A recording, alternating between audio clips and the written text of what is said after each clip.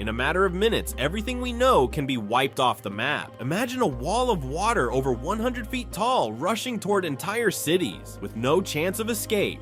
What would you do if a tsunami hit your town? How would you react in the face of nature's unstoppable force? Today, we're going to relive some of the most catastrophic moments in history when the fury of the sea destroyed everything in its path. Get ready, because in the next few minutes, you'll discover the stories behind the 5 biggest tsunamis in the history of the planet. Events so devastating that they changed the course of humanity forever. If you think you know the ocean's fury, just wait until you see this. Shall we begin? Tsunami of Krakatoa. On August 27, 1883, the world was shaken by one of the most powerful and devastating volcanic events ever recorded, the eruption of Krakatoa. Located in the Sunda Strait between the islands of Java and Sumatra in Indonesia, Krakatoa began a series of explosions so violent that they not only caused local destruction, but also generated a tsunami that claimed thousands of lives and impacted global climate for years. This impressive event showcases how the forces of nature can manifest in unexpected and catastrophic ways. The eruption of Krakatoa wasn't a sudden occurrence. For months, the volcano had been showing signs of activity. Small explosions, tremors, and emissions of smoke were reported by local residents and passing ships. However, no one could predict what was coming. Krakatoa was about to be the stage for one of the most destructive events in modern history. On August 26, 1883, the volcano entered a phase of intense activity. The explosions grew stronger, launching large quantities of ash and rocks into the sky. On the morning of August 27th, a series of 4 colossal explosions rocked the region. The loudest of these explosions was heard over 3,000 miles away in places like Australia and Rodriguez Island near Africa. This sound is considered the loudest ever recorded in human history. The explosions of Krakatoa were so powerful that they collapsed much of the island where the volcano was located, causing a massive amount of land and rock to fall into the ocean. This displacement of mass generated a series of devastating tsunamis. The giant waves, some reaching an impressive 130 feet in height, spread across the Sunda Strait and slammed into the coasts of Java and Sumatra with destructive force. Coastal villages, which had no idea of the impending catastrophe, were completely obliterated by the waves. The populations in these areas were caught off guard. Many residents were asleep or simply had no time to escape, and the waves swept away everything in their path, from boats to entire houses. It's estimated that around 36,000 people died, most of them due to the tsunami. The destruction caused by the tsunami was overwhelming. Entire villages vanished, and the waters ravaged vast areas of fertile land, leaving the region in ruins.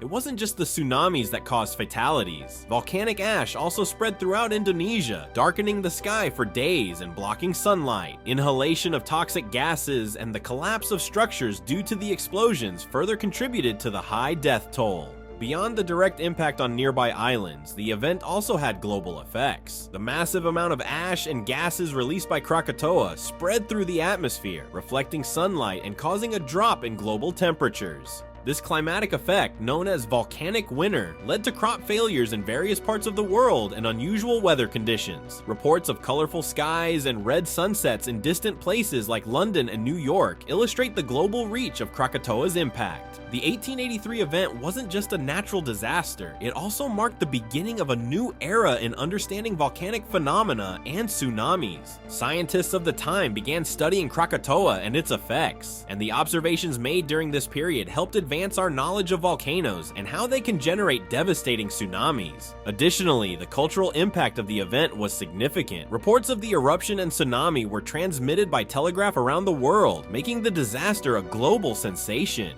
Newspapers and magazines published detailed stories about the event, capturing the public's imagination and inspiring artists and writers for decades. The eruption of Krakatoa and the subsequent tsunami continue to be studied today, serving as a reminder of nature's destructive power. While tsunami and volcanic monitoring systems have significantly advanced since then, the overwhelming force of a natural disaster like this still challenges our ability to predict and prepare for such events. Despite the destruction, Krakatoa wasn't entirely obliterated in 1883. In fact, the volcano remained active, and in 1927, a new volcanic island began to emerge at the same location, named Anak Krakatoa, or Child of Krakatoa. This new volcano continues to grow and show signs of activity today, serving as a constant reminder of the geological instability of the region. The eruption of 1883 and its devastating effects remain present in the collective memory of local populations, and Krakatoa continues to be a feared and fascinating figure in the planet's volcanic history. The impact of the tsunami and the eruption of Krakatoa in 1883 goes beyond deaths and destruction. It left a lasting legacy that changed how humanity understands natural disasters. This event led to the creation of monitoring and alert systems for tsunamis in disaster-prone regions in an attempt to prevent tragedies of this magnitude from recurring. Today, Krakatoa serves as a grim reminder of nature's power, but also as a valuable lesson for the future. Disasters like this teach us the importance of respecting natural phenomena and always being prepared for the unexpected. Even in a modern and advanced world, volcanoes, tsunamis, and other geological phenomena remain uncontrollable forces that can, at any moment, change the course of history. Krakatoa and its 1883 tsunami will continue to be remembered not only as one of the greatest volcanic disasters in history, but also as an event that shaped our understanding of the dangers our planet holds. The Lisbon Tsunami.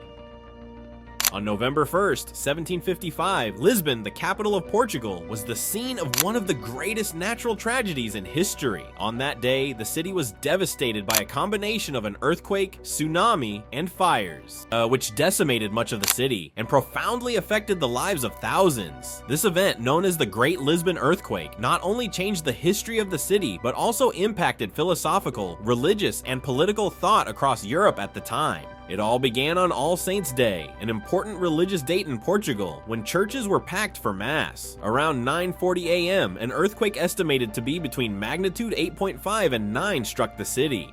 The epicenter was located in the Atlantic Ocean, about 300 kilometers west of Portugal. The impact was devastating. Within minutes, Lisbon was shaken by violent tremors that lasted between 3 to 6 minutes, demolishing buildings, churches, and palaces. The scenes of destruction were shocking. People ran desperately through the streets as iconic structures like the Lisbon Cathedral and the Royal Palace crumbled. The tremors opened large fissures in the ground, trapping many residents in the rubble. To make matters worse, the earthquake also ignited fires throughout the city due to lit candles for religious celebrations and flames from fireplaces, which quickly spread, fueled by winds coming from the sea. However, the terror did not end with the tremors. Something even more devastating was about to come: the tsunami.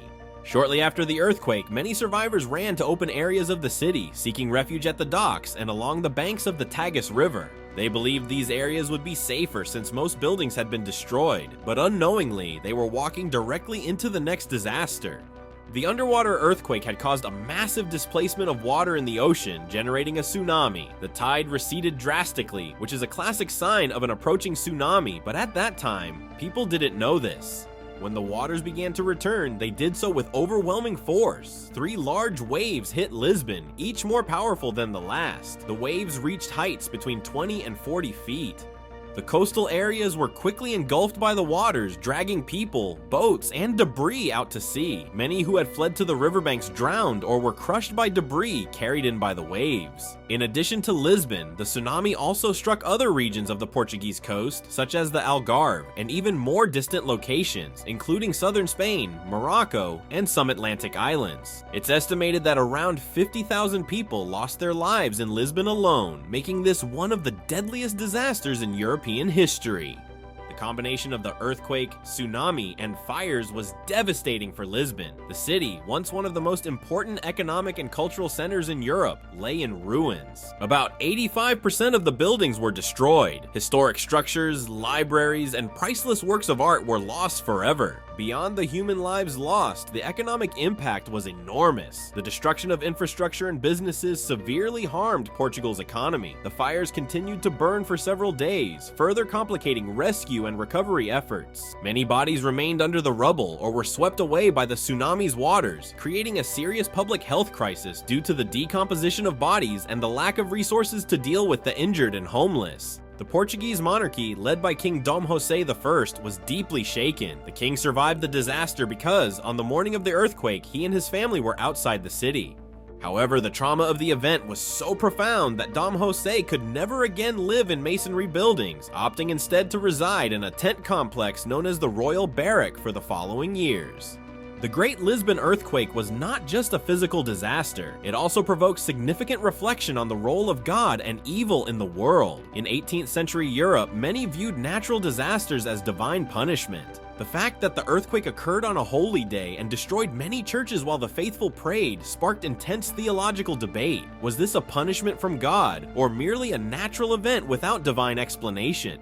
Philosophers like Voltaire openly criticized the notion that everything in the world happened according to the will of a benevolent God. In his work, Candide, Voltaire satirizes the philosophical optimism of the time, challenging the idea that we live in the best of all possible worlds. The Lisbon earthquake was one of the events that most influenced Voltaire's thought, leading him to question the logic that all human suffering had a divine purpose. On the other hand, the Catholic Church struggled to explain the event, especially since Lisbon was a strongly Catholic city. Instead of answers, the earthquake generated more doubts about the role of religion in people's lives. After the tragedy, the Marquis of Pombal, Portugal's prime minister, was tasked with leading the reconstruction of the city. He adopted a practical and innovative approach for the time. Instead of focusing on the causes of the disaster, Pombal concentrated on reorganizing the city and implementing new safety measures.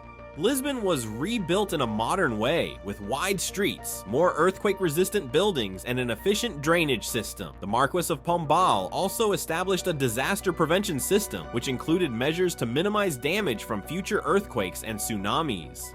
The Praça do Comércio, one of the most iconic areas of Lisbon today, became a symbol of this reconstruction. The Lisbon tsunami of 1755, along with the earthquake and fires, was one of the greatest natural disasters in European history.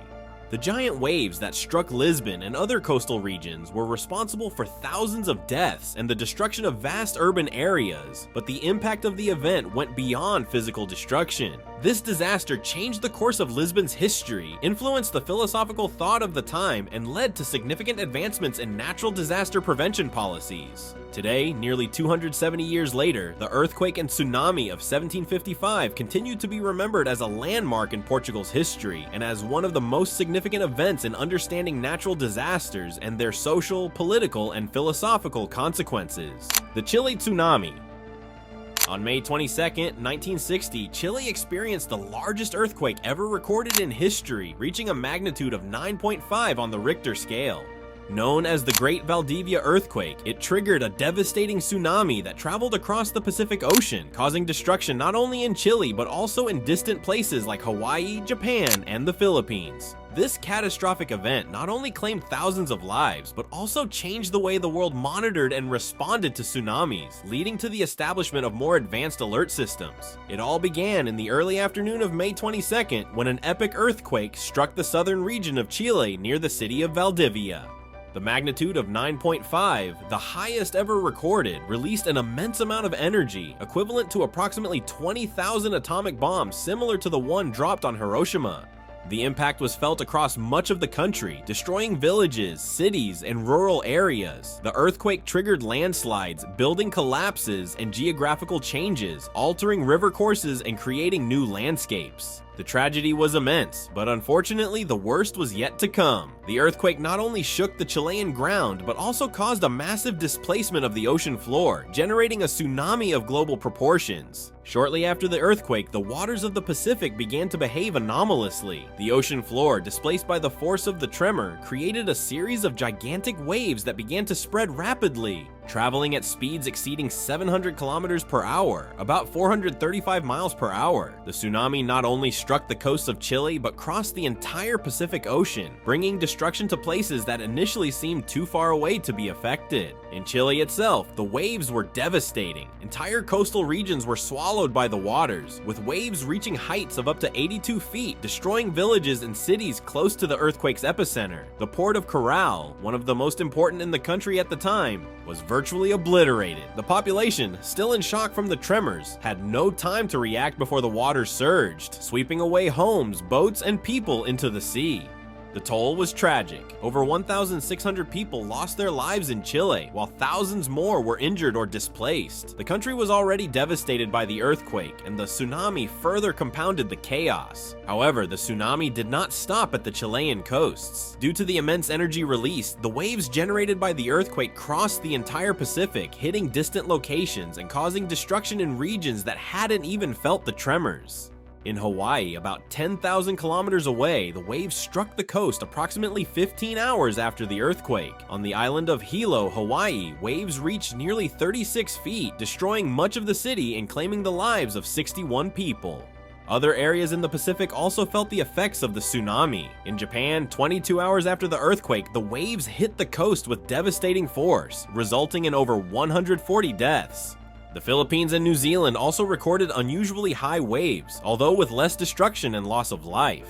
This event was remarkable not only for its magnitude, but also for the way it affected so many regions around the world, demonstrating the power of a tsunami generated by such a strong earthquake. The impact was felt on a global scale, creating a shockwave both literally and figuratively, leading to changes in how the world dealt with natural disasters. For Chile, the 1960 earthquake and tsunami left a trail of destruction that took years to overcome. In addition to the thousands of lives lost, the country's infrastructure was severely damaged. Coastal cities were destroyed by the waves, while rural areas suffered from landslides and changes in river courses. In Valdivia, the city closest to the epicenter, much of the urban infrastructure collapsed, and the rural area was practically transformed into a lake zone due to the changes in terrain caused by the earthquake. The economic impact was equally devastating. Agriculture and fishing, essential economic activities in southern Chile, were severely affected. Large areas of farmland were flooded, while ports became unusable. The reconstruction process was slow and painful, requiring a massive national and international effort. However, an important lesson was learned from this catastrophic event: the urgent need for monitoring and warning systems for tsunamis, not just in Chile, but in all disaster-prone areas throughout the Pacific. Before 1960, there was no effective tsunami warning system in the Pacific. The tsunami generated by the Valdivia earthquake highlighted the necessity of creating a global monitoring network to prevent such tragedies from happening again. Shortly after the event, several nations in the Pacific Ring of Fire, a geologically active region prone to earthquakes and tsunamis, joined forces to establish the Pacific Tsunami Warning System. This system was designed to detect underwater earthquakes and issue tsunami alerts with enough lead time for coastal populations to evacuate. Hawaii, which suffered significant losses during the 1960 tsunami, was one of the first regions to adopt and implement the warning system, which utilizes underwater sensors and buoys to detect anomalies in the water and alert about the possible arrival of a tsunami. Over time, this system has been expanded and modernized, and today it is an essential part of disaster mitigation efforts in various regions around the world. The 1960 earthquake and tsunami, despite their tragic nature, played a crucial role in emphasizing the importance of early warning systems and have saved countless lives in the decades since. The 1960 tsunami left deep scars in Chile and in several other parts of the world, but it also imparted a vital lesson: nature, in all its might, can be devastating. But technological advancements and global cooperation can save lives and mitigate the damages caused by such disasters. Today, with more effective warning systems in place, humanity is better prepared to face tsunamis and earthquakes. Nonetheless, the 1960 Chile tsunami serves as a constant reminder of the unpredictability and power of nature, as well as the importance of always being prepared for the unexpected. The story of this remarkable event continues to be studied and recounted, not only as an example of natural catastrophe, but as a landmark in the evolution of science and global safety. The Tohoku Tsunami, Japan. On March 11, 2011, Japan was struck by one of the most devastating natural disasters in its history, the Tohoku Tsunami. This tragic event began with a magnitude 9.0 earthquake off the northeastern coast of Japan in the Tohoku region. The earthquake, already one of the largest in history, generated a colossal tsunami with waves reaching up to 131 feet high, which swept away entire towns, leaving a trail of destruction, death, and a nuclear crisis that impacted the world. It all started at 2:46 p.m. local time when a powerful underwater earthquake occurred about 70 kilometers off the coast of Tohoku, at a depth of approximately 30 kilometers. Japan is one of the most earthquake-prepared countries in the world due to its geographic location in the Pacific Ring of Fire, an area prone to earthquakes and volcanic eruptions. However, even for a nation accustomed to tremors, the magnitude of this earthquake was staggering. With a force equivalent to 600 million times the energy released by the atomic bomb dropped on Hiroshima, the earthquake violently shook the ground for nearly 6 minutes, leaving the population in panic. Modern buildings and the latest infrastructure in Japan, designed to withstand earthquakes, swayed but remained standing. However, the tremors caused landslides, power outages, and road collapses. But the real terror was just beginning. The movement of tectonic plates on the ocean floor displaced an enormous amount of water, creating a tsunami of gigantic proportions. After the earthquake, a series of waves formed in the Pacific Ocean, rapidly advancing toward the Japanese coast. Within minutes, the water dramatically receded in several coastal areas, an unmistakable sign that a tsunami was imminent. Many residents, already familiar with this phenomenon, attempted to move to higher ground, but for many, the escape was not quick enough. Around 3 p.m., the giant waves hit the northeastern coast of Japan with full force. In some areas, the waves reached an impressive height of 40 meters, equivalent to a 13-story building. The water surged inland, destroying everything in its path. Homes, cars, boats, trees, and entire buildings were swept away by the force of the tsunami. Entire towns like Minami-Sanriku and Rikuzentakata were completely devastated, reduced to piles of rubble and debris. The footage captured by security cameras and rescue teams is shocking. The power of the waves was such that it dragged large ships and train cars as if they were toys, while thousands of people desperately tried to save themselves. The tsunami caused flooding up to 10 kilometers inland in some areas, destroying villages, infrastructure, and agricultural fields. The devastation was immense. Approximately 18,000 people died or went missing as a direct result of the tsunami. Many were caught off guard by how quickly the waves advanced. Among the victims were entire families, the elderly, and children who couldn't escape in time. In addition to the lives lost, hundreds of thousands of people were left homeless as their homes and communities were swept off the map. Rescue teams worked tirelessly in the weeks that followed, sifting through the rubble for survivors and bodies. However, the scale of the destruction made the work difficult and dangerous, and many people were never found. Even today, years after the disaster, some regions are still dealing with the scars of that tragic day. As if the earthquake and tsunami weren't enough, the Tohoku disaster also triggered a nuclear crisis, marking the event as one of the most severe in modern history.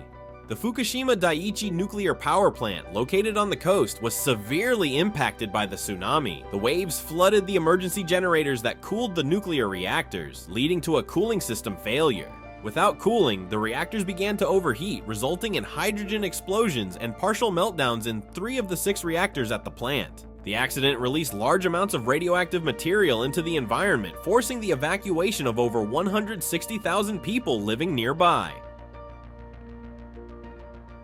Japanese authorities declared a state of emergency while trying to control the leak and mitigate the damage. The Fukushima tragedy was the worst nuclear disaster since Chernobyl in 1986 and had a tremendous impact not only in Japan but also on global public opinion about nuclear energy. The disaster prompted many countries to reassess their energy policies and the safety of their nuclear facilities. Japan, for instance, temporarily shut down all of its nuclear power plants and continues to deal with the long-term effects of radioactive contamination in the Fukushima region.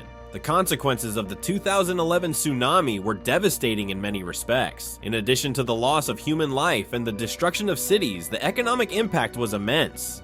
Coastal infrastructure was severely damaged, ports were destroyed, and thousands of businesses were affected. Agricultural areas, which were a crucial source of livelihood for many families, were completely flooded, leaving residents without resources to survive. The Japanese government, along with international organizations, initiated a massive reconstruction effort, but the process was slow and costly. For many families, the loss of loved ones and the destruction of their homes left deep emotional scars that would take years to heal. The Tohoku tsunami did not only affect Japan, its repercussions were felt worldwide. The nuclear disaster at Fukushima, in particular, sparked a crisis of confidence regarding nuclear energy. Countries like Germany, for example, made the decision to phase out nuclear energy, opting for renewable sources instead. Other countries revised their safety measures for nuclear plants, increasing oversight and emergency protocols. Furthermore, the tsunami underscored the need for faster and more effective warning systems for natural disasters. Japan, which already had one of the best earthquake and tsunami warning systems in the world, strengthened its prevention and response measures, implementing new technologies and infrastructure to protect the population from future disasters. The 2011 Tohoku tsunami was one of the most devastating events in modern history, not only for its immediate impact but also for the long-term consequences it left on Japan and the world. The scenes of destruction, the loss of human lives, and the Fukushima nuclear crisis profoundly marked the collective memory of Japan, which is still recovering from this tragedy. Today, the 2011 tsunami serves as a reminder of nature's unpredictable power and the importance of always being prepared for natural disasters. At the same time, it shows us how humanity can come together in the face of adversity, rebuilding cities, helping survivors, and learning important lessons for the future. Japan continues to rise from the ashes, and the lessons left by this event will continue to be applied to make the world safer against the whims of nature. Indian Ocean Tsunami. On December 26, 2004, the world was shaken by one of the most devastating natural disasters in modern history, the Indian Ocean Tsunami. This tragic event began with an underwater earthquake measuring between 9.1 and 9.3, one of the strongest ever recorded, which struck off the coast of Sumatra, Indonesia. The earthquake triggered a series of massive waves that violently struck the shores of various countries around the Indian Ocean, causing destruction and loss of life on an unimaginable scale. This tsunami was undoubtedly one of the deadliest in history, with estimates ranging from 230,000 to 280,000 deaths across 14 different countries. In addition to the tragic loss of life, the destruction of entire cities and villages led to one of the largest humanitarian aid operations ever seen, and the impact of this event brought about significant changes in how the world addresses tsunamis and natural disasters. The disaster began at 7:58 a.m. local time when a massive underwater earthquake occurred on the ocean floor along a geological fault west of the island of Sumatra, Indonesia. This earthquake was caused by the movement of the Indo-Australian and Eurasian tectonic plates, where the former slipped beneath the latter in a phenomenon known as subduction. The displacement was so violent that it released a colossal amount of energy, displacing billions of tons of water. With an estimated magnitude between 9.1 and 9.3, this was the third largest earthquake ever recorded. The tremor was so powerful that it was felt in several countries, and it even slightly altered the Earth's rotation. However, the greatest danger was not the earthquake itself, but the tsunami it generated. Shortly after the earthquake, the ocean waters began to recede in several coastal areas around the Indian Ocean, a clear sign that a tsunami was forming. Unfortunately, many local populations, especially in remote areas, were unfamiliar with this phenomenon and did not know how to respond. Within minutes, a series of gigantic waves, some over 30 meters high, began to hit the shores with destructive force. The tsunami severely affected several countries, with Indonesia being the hardest hit. The province of Aceh, located in northern Sumatra, was nearly completely devastated. Entire cities were leveled, and the death toll reached tens of thousands in that region alone. The force of the waves was so great that buildings, vehicles, trees, and even ships were swept inland as if they were toys. In addition to Indonesia, other countries around the Indian Ocean were also gravely affected. In Thailand, popular tourist areas like Phuket were hit hard, catching many vacationers by surprise. In India, the waves swept along the coast of Tamil Nadu, while in Sri Lanka, entire communities were destroyed. More distant countries such as the Maldives and even Somalia in Africa also felt the devastating effects of the tsunami.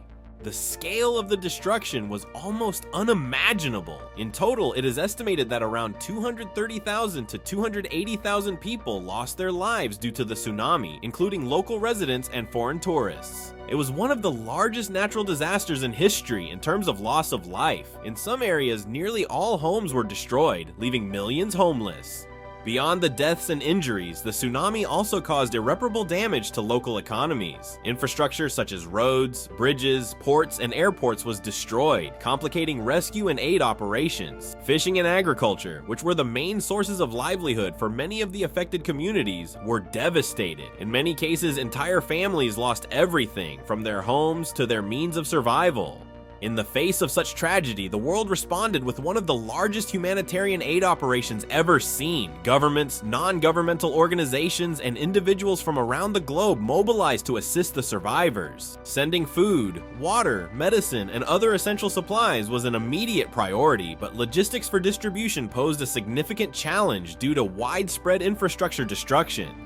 Countries like the United States, Japan, Australia, and several European nations sent rescue teams, medical personnel, and financial resources to aid in the recovery of the affected areas. Organizations such as the Red Cross, Doctors Without Borders, and the World Food Program played crucial roles, working tirelessly to provide assistance to the impacted populations. Additionally, the international community donated billions of dollars to help rebuild the devastated areas. While this assistance was vital, the recovery process was long and painful. In many regions like Aceh and Indonesia, it took years for life to begin returning to normal. And even today, the effects of the tsunami are still visible in some areas. The 2004 Indian Ocean tsunami not only devastated the affected regions, but also served as a global wake-up call regarding the urgent need to improve tsunami monitoring and alert systems. Until that time, many of the affected areas lacked effective systems to detect tsunamis or warn at-risk populations. Had there been a functioning alert system, many lives could have been saved, as the waves took hours to reach some of the more distant regions, such as Sri Lanka and India.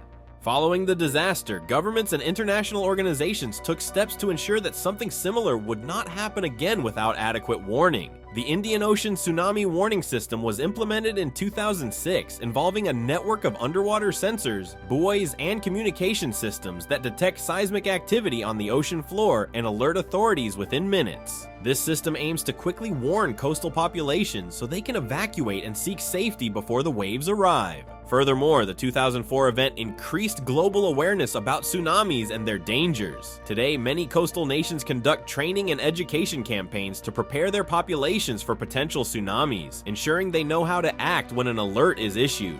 The 2004 Indian Ocean tsunami was a devastating event that left deep scars in several nations. The emotional, physical, and economic scars remain today, especially in the hardest hit areas like Aceh, Indonesia, where entire families were wiped out and entire communities vanished. The magnitude of the tragedy serves as a constant reminder of nature's destructive power and the importance of being prepared for natural disasters. At the same time, the tsunami of 2004 prompted significant changes in how the world addresses tsunamis and other natural disasters.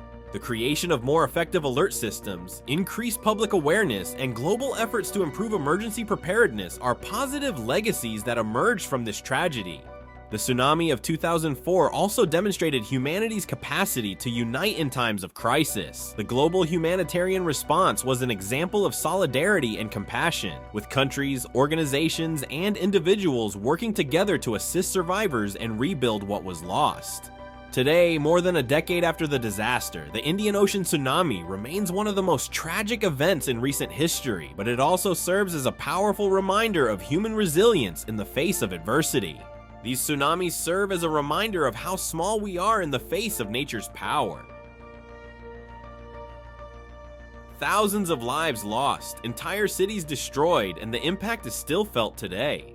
Yet, amidst tragedy, humanity always finds a way to rise again. These stories teach us not only about destruction, but also about resilience, unity, and the strength to rebuild. If this video resonated with you, please give it a thumbs up, share it with others, and subscribe to the channel. Together, we'll continue exploring the greatest mysteries and curiosities of our planet. See you in the next video.